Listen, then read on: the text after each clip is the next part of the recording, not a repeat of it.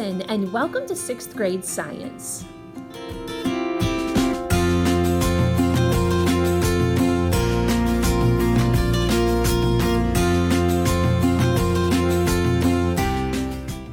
This is my 14th year teaching, and 11 of those have been at Cary Junior High.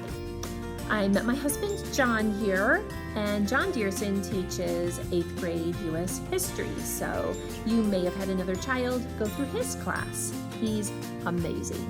I also have two children, Joshua, who's 19 and is a student at McHenry County College and also working in the field of horticulture and automotives. And my daughter Linnea is a freshman this year at Wheaton College, so I'm officially an empty nester. I also am really big into critters, as you'll discover in just a minute.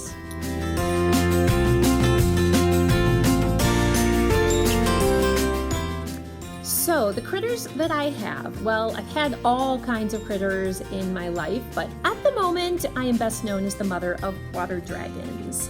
That's right, I have axolotls. So axolotls are these otherworldly creatures that are more or less known as Mexican salamanders.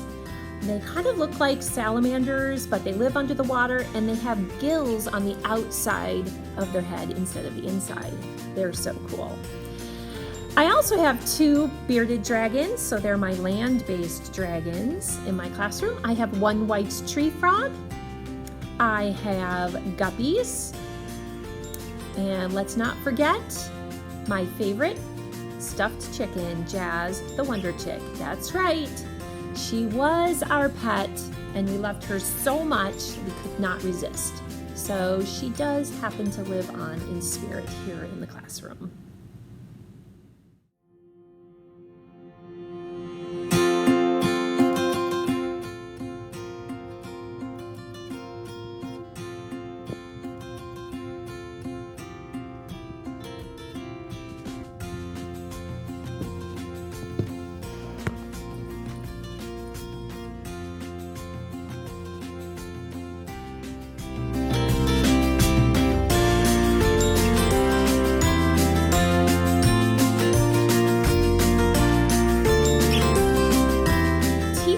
And kids and nature is totally my thing. I mean, like, I live for it. It is my passion. So there is no happier day than when your kids show up in my class. That's right, because I love teaching them. I also, when they come to my class, I want them to feel curious. I want them to wonder about things in the world. I want them to feel important. Like they can do stuff. I want them to gain confidence, but I also want them to admit when they don't know things, because let's face it, you're not supposed to know everything. It's no crime. I also want kids to be working hard at their level, but not overworked. So that means if your child ever comes home crying or in a fit over anything because it's too hard or too much, please let me know right away, because that ain't happening this year in my class.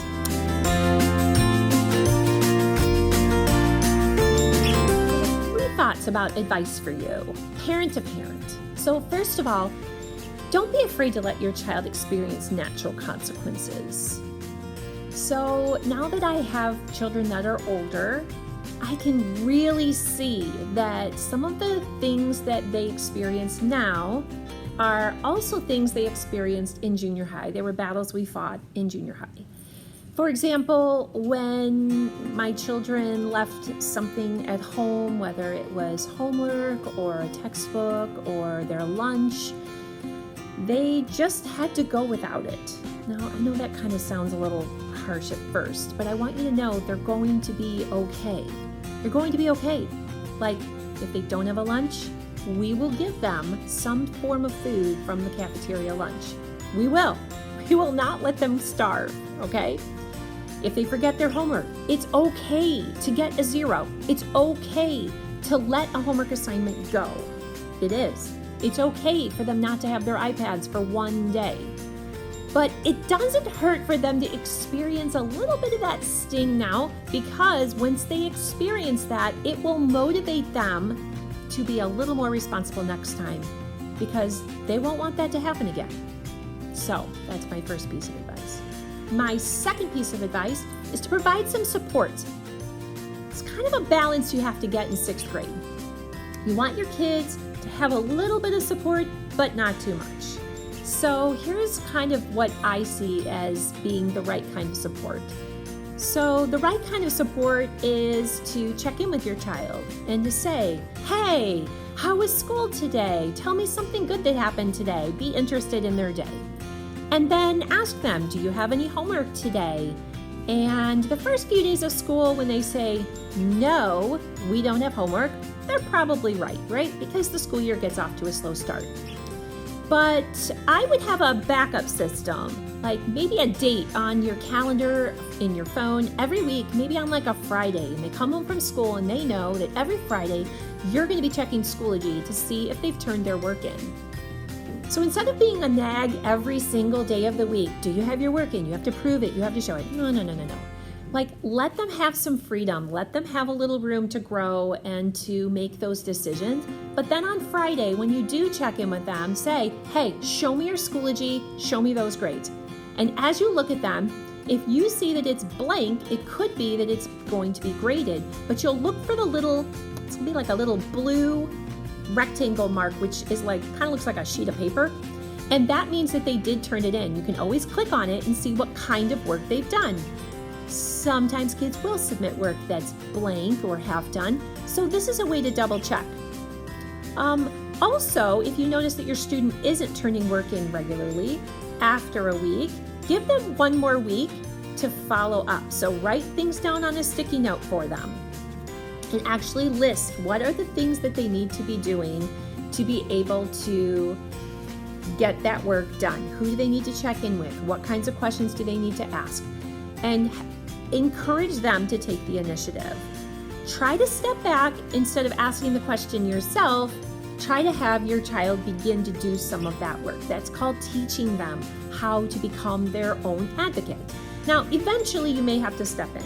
You may have to say, listen, I can see that for the last 2 weeks you've had 4 missing assignments, and we're going to contact your teacher now. And then together craft an email in Schoology to let your teacher know that, you know, there's a problem, that your child doesn't seem to be getting their work done, and could they help you figure things out? So that is what I think is a really nice balance. My third piece of advice is to really encourage your student to join some clubs or sports. When you get the weekly newsletter, look it over and see what kinds of sports are meeting, what kinds of clubs are meeting, and then really encourage your child to try something out. It doesn't mean you're committed. You don't have to stay. You don't have to go every single week, but try it. Because once your child gets involved in something that they enjoy, that's a great way for them to meet other kids who enjoy the same thing. So in the junior high setting, it really is one of the best ways for your kid to get involved. And let's face it, when your kids are involved and they have peer relationships that are good and centered around things that are common interests, they're going to be a lot happier.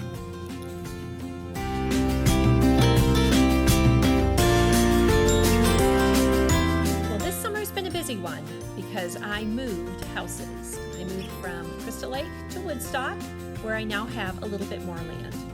I also rescued 3 squirrels that had been thrown out of a nest that was part of a tree that was felled. And as I rescued them and raised them, they, of course, began to know me and become quite attached to me. And just last week, I released them, and they come back when I call their names so they can get a treat every morning and every night. Super cute.